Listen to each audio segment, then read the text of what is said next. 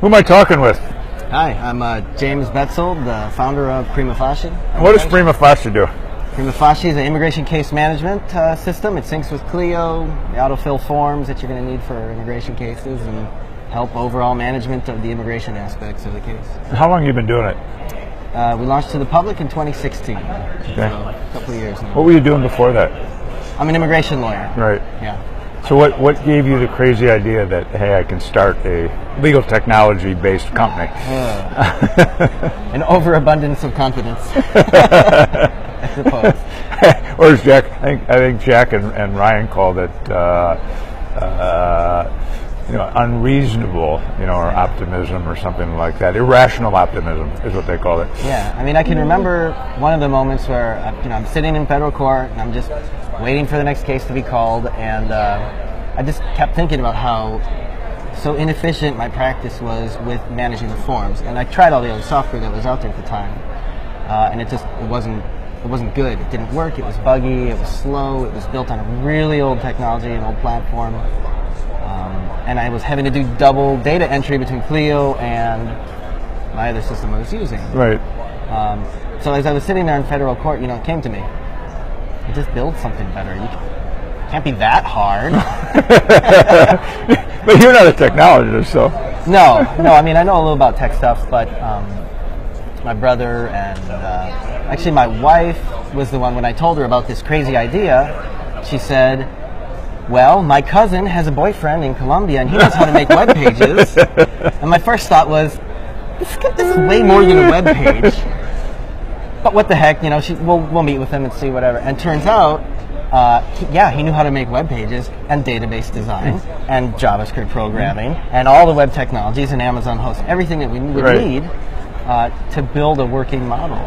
So it took off from there. So was that done before 2016 where you started all this up? Oh yeah. This was November 2014 when we were actually able to start building stuff. Okay. And so it took a year, to get it to the point where you say, okay, it's ready for prime time. It did. And the thing is, we were using one developer this whole time. Right. And we had to build not only the platform, but we had to build and discover the processes and the tools to unlock some of these forms, be able to format them so that they work in our system to be autofilled in a modern, quick, and easy way that's scalable as well. So just building the tools is what took most of the time. And you're just doing this as you're still practicing law. Yeah. You're bootstrapping whatever it is. Yep. You're not getting somebody to hand you some money and say, oh, here, go out and try to do this. Right. You're doing it all yourself. Yep. Yeah, still is a lot of fun. When did you realize, that you said, this could fly? This, because when you're obviously building it, you don't know for certain. Right. Was there a moment where you said, this could fly? So at the American Immigration Lawyers Conference in Las Vegas, Nevada, and that was June of 2016. We got to the point where we're like, hey, we got something that it might work. We're going to see how it's received here. We just paid, $5,000 for a booth and plane tickets and all this other stuff that we had, essentially on credit because we didn't have any income from it. And we're walking down the hallway to where our booth is. My brother and I, I'm like, you know what? It's like, all right, this is going to work. This is it. Someone's going to like it. And sure enough, we got people who were expressing interest. And it was shortly after that we went to our first Clio convention a few months later, and we're showing it to people there. And it was functional, right? A little buggy, and some things we still need to iron out. And even though it was a real basic tool, it could do the forms, and it could autofill multiple forms with the same data, and that was enough of a selling point that we started getting people to sign up. And we had a lot of people who looked at it and were like, call me back when it's more developed. And we actually met someone here today. He was at the very first Clio convention we were at, and he's like, yeah, I looked at you guys before and I wasn't real impressed. I was like, okay, please. That was, it was a couple of years ago. That's when we weren't serious. We've done a lot. We actually validated the idea. We are going forward with it. It does work. And well, once you have customers that are paying you something, then you get some real legitimate feedback because they're vested in your success.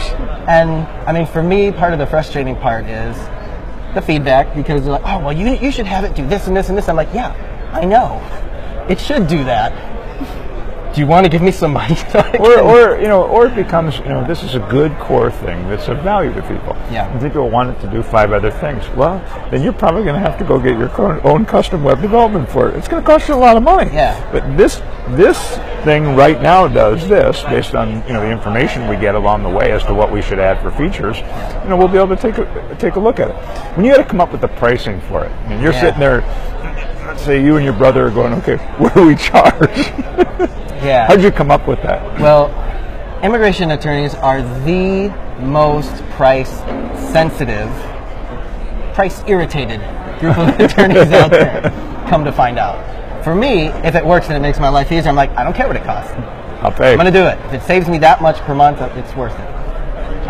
But we're dealing with an audience that, by and large, and we've been working to combat this, but they're underpaid. They undercharge, they undervalue themselves. And so it can be a challenge sometimes to really show them, no, look, it's going to save you 10 hours in a week. It's worth 10 times this, so just pay this. Right. So I basically looked in the mirror and said, well, what's the most I would pay for it? And we tried that. And then, okay, well, what's the least I would pay for it? And we went a little bit north of that because we didn't want to underprice ourselves either. And as we were at our very first Clio convention, Jack visited our booth. Jack Newton, Clio CEO, and he's like, how much you charge for this? I'm like, $50 per user per month. He goes, that's too low. You could easily do twice that. And I'm like, we didn't do twice it, but we did go up to 70, and we've sort of been there, and now we have a few different payment options to drop it if you're an annual subscriber, but it was a lot of testing. Because even Clio, when they were sitting there in the earlier days and had competitors, and all of a sudden Clio jumped its prices over the competitors, people go, oh my God, that's never going to work. And I said, I don't know. Clio's going to be perceived as having value. They know what it takes to be successful. Sure. They're going to have a certain amount of money in, or they can't continue to operate. Right. Were there times along the way, and I'm sure there always is for everybody, where you go, wow, does it have to be this hard? Are we really going to make it? Yeah. So hiring developers can be tricky. And so along the way, we needed to grow our company. And, we were able to bootstrap it initially. Right. And then once we got, a really good customer base, all of a sudden we realized, hey, we can self-fund this now. And we can even grow a little bit. But hiring staff can be a challenge. And I've seen this in my law firm and now in Prima as well. If you have the right staff, and they're motivated, and they're talented, and they're hungry to learn, you're going to be just fine because they'll perform. And so, in the last year or so, we've sort of retooled how we do some HR stuff and handling employees and where do we hire from and how do we find. It'll never stop. Talent. I mean, it's people will ask me, what can I control? And I'll tell my COO the same thing. We can control who we hire. Yeah. And so our job has to be to go out and get the best people and not even do it on it. They look good, but we're not sure. That's not going to be good enough. Right. Because we'll regret that type of thing. And it reflects on the product, it reflects on the service, it reflects on everybody's morale. Yeah, I mean, it's poison. It's poison if you got someone who's just not a. I mean, and they might work out, great someplace else. It just wasn't the right fit in this operation. So the employees is just is huge. I mean, I'm also out affecting sales and business development just like you are. Yeah.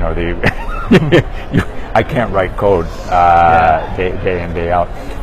If you were asked the question by a room full of people who were thinking about starting a company, and they're a lawyer or maybe an accountant or whatever, but they're not, maybe not tech, what would you tell them?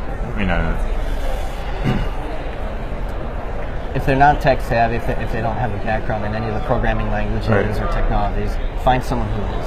And what would you tell them about whether they're going to? I mean, you're not working as a lawyer anymore, are you? Or are you some?